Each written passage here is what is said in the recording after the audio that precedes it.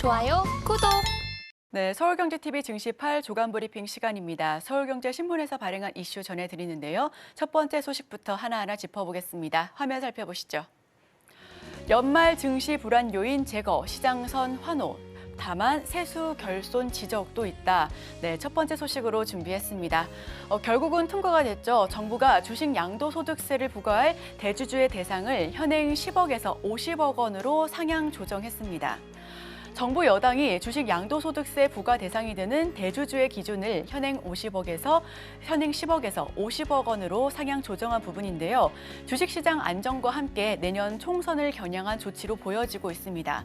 정부로서는 세수 결손이 부담인데 이보다는 정책 효과 극대화로 얻는 것이 더 많다라는 판단이 이어지고 있습니다.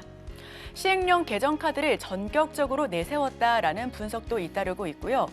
21일 기획재정부에 따르면 대주주 기준 완화 방침을 담은 소득세법 시행령 개정안 공개했습니다. 시장은 이에 일제히 환호성을 쳤고요.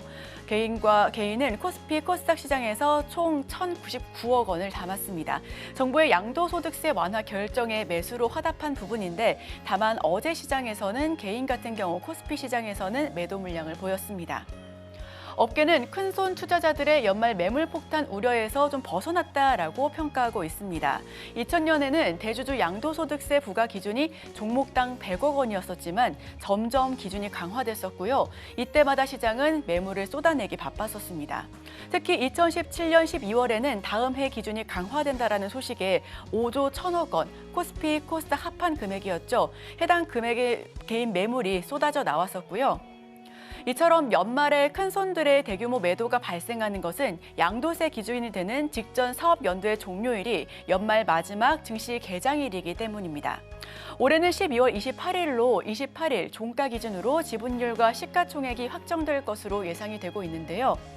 세법상 대주주로 분류가 된다면 주식 양도소득의 20에서 25%를 세금으로 내야 합니다.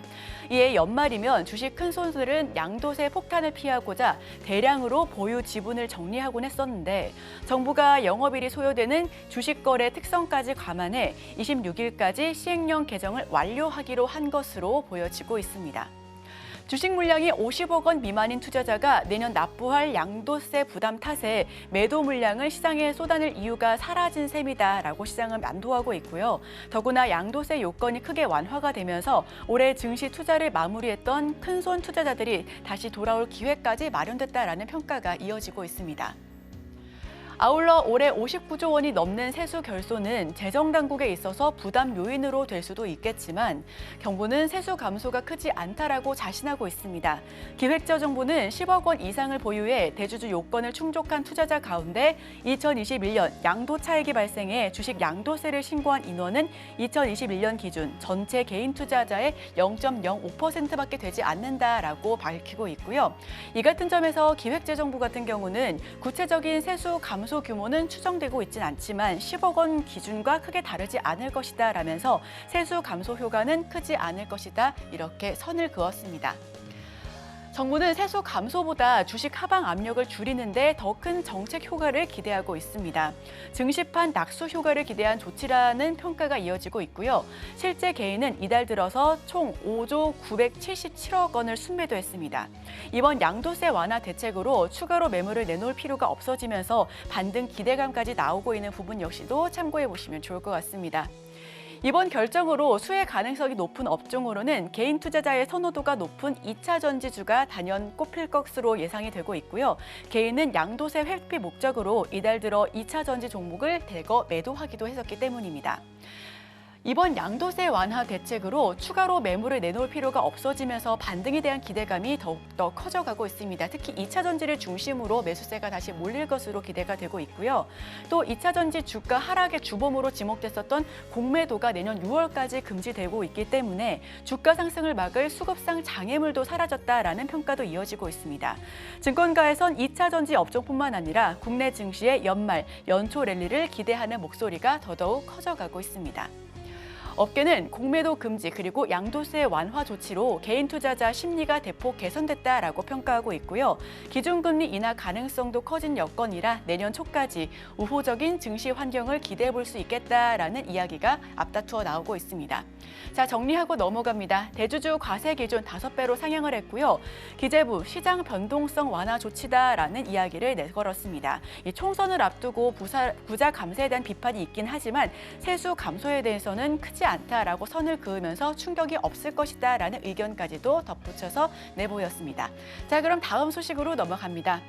불법 공매도, HSBC 그리고 파리바 역대 최대 100억씩 과징금, 두 번째 소식으로 전해드립니다.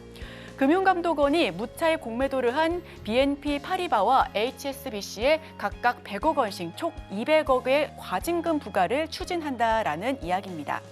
금감원의 계획대로 과징금이 금융위원회 산하 증권선물위원회에서 의결이 된다라면 이는 불법 공매도 사상 역대 최대 규모로 뽑힐 것으로 예상이 되는데요. 앞서 금감원은 10월 BNP 파리바 홍콩 법인이 2021년 9월부터 지난해 5월까지 카카오 등 101개 종목에 대해 400억 규모로 무차익 공매도를 진행한 사실을 적발했다라고 밝혔습니다. 금감원은 또 홍콩 HSBC 역시 2021년 8에서 12월 호텔신라 등 9개 종목에 대해 160억 원 상당의 무차익 공매도를 한 사실이 파악돼 역대 최대 과징금 부과를 예고하기도 했었는데요. 공매도는 주식을 빌려 판 뒤 주가가 하락하게 된다면 다시 사들여서 갚고 차익을 챙기는 투자 기법으로 잘 알려져 있습니다. 무차익 공매도는 주식을 빌리지 않고 매도 주문부터 내는 것이어서 불법적인 투자 행위로 분류되고 있고요. 금융위는 BNP 파리바와 HSBC 사례를 근거로 지난달 6일부터 국내 증시의 공매도를 전면적으로 금지해 왔었습니다. 지금까지 불법 공매도 혐의로 가장 많은 과징금을 부과한 사례는 올해 3월 ESK 자산운용의 38억 7천만 원입니다. 정부는 이전까지 불법 공매도에 과태료만 부과했었다가 솜방망이 처벌이라는 비판이 들끓자 2021년 4월부터는 자본시장법을 개정해 시행한 이후부터 공매도 주문액의 최대 100%까지 과징금이 부과하다라는 부분을 다시 한번 밝혔고요. 정리하고 넘어가자면 불법 공매도를 시행한 HSBC와 BNP 파리바에서 각각 100억 원씩 과징금을 추진했습니다. 역대 최대 수준으로 꼽히고 있고요. 금감원의 계획대로 과징금이 증권선물위원회에서 의결이 된다면 불법 공매도 사상 최대 규모의 제재가 될 것이다라는 평가가 이어지고 있습니다. 자, 다음 소식은 반도체 소식으로 전해드립니다. 반도체 러시의 12월 수출도 훈풍. 네, 세 번째 소식이죠. 이달 들어 20일까지 수출이 1년 전보다 13% 증가했습니다. 주력 품목인 반도체 수출이 20% 가까이 늘어나면서 연말 수출 훈풍을 이끌고 있다라는 분석이 앞다투어 나오고 있는데요.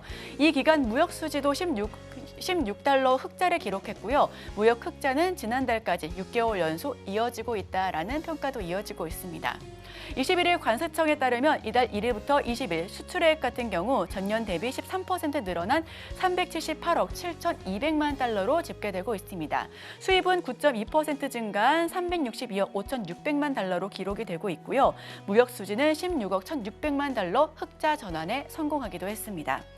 조업일수를 고려한 일평균 수출액도 약 13% 늘었는데 월간 수출액은 지난해 10월부터 12개월 연속해서 감소세를 보여주다가 올해 10월부터 증가세로 돌아섰고 지난달 2개월째 플러스를 기록하고 있습니다. 그간 고전했던 반도체 수출의 가파른 반등이 눈에 띄고 있는 부분입니다. 이달 반도체 수출액은 1년 전보다 약 20% 늘면서 전체 수출을 견인하기도 했고요.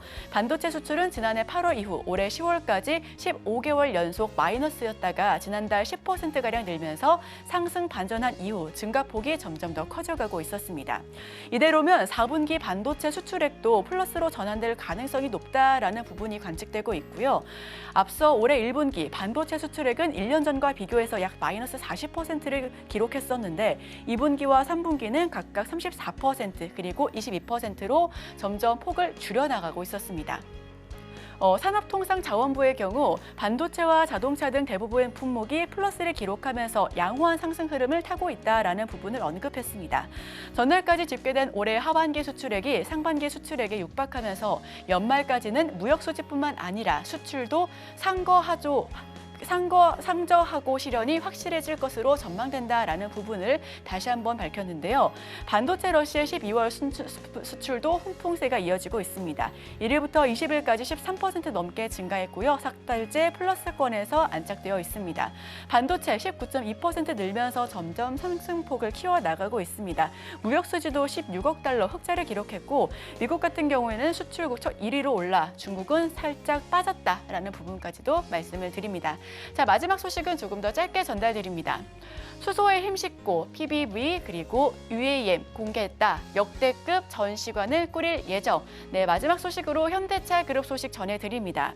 현대차 그룹이 내년 1월 미국 라스베가스에서 열리는 CES 2024에 참가해 역대급 규모의 전시관을 꾸린다라는 소식인데요. 현대차 그룹은 CES 2024가 열리는 라스베가스 컨벤션 센터 웨스트홀에서 가장 큰 규모의 전시관을 마련한다라는 소식을 전했습니다. 웨스트홀은 주로 모빌리티 업체들이 전시를 하는 공간인데 약 5년 만에 CES에 동반 출격하는 현대자동차와 기아는 수소 소프트웨어와 목적 기반 차량 즉 PBV의 청사진을 제시한다라는 소식을 전했습니다.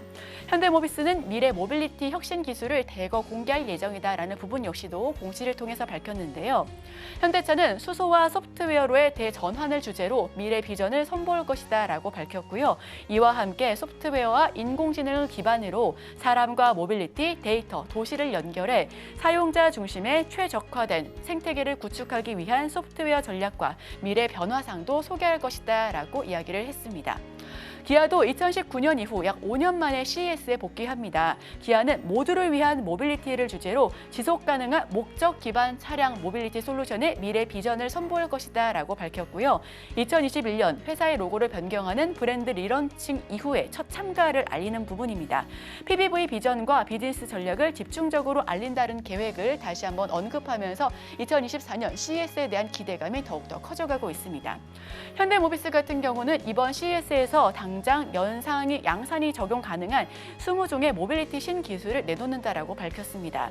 첨단 기술이 집약된 혁신 디스플레이 시리즈를 비롯해 고출력 통합 충전 제어 모듈 등 미래 모빌리티 기술들이 바이어들의 눈길을 끌 전망으로 보여지고 있고요. 네, 정리하고 넘어가자면 웨스트홀에서 5개사 전시관을 마련했습니다. 굉장히 큰 규모로 전시를 열 것으로 보여지고 있고요. 현대차와 기아 5년 만에 동반 출격합니다.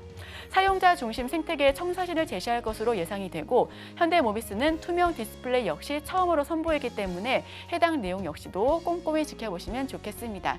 자, 그럼 저희는 바로 이어서 오늘의 일면을 통해 전문가 의견까지 덧붙여서 들어보면서 관련된 수혜주까지 이야기를 나눠보겠습니다. 저희와 끝까지 함께 하시죠. 좋아요, 구독!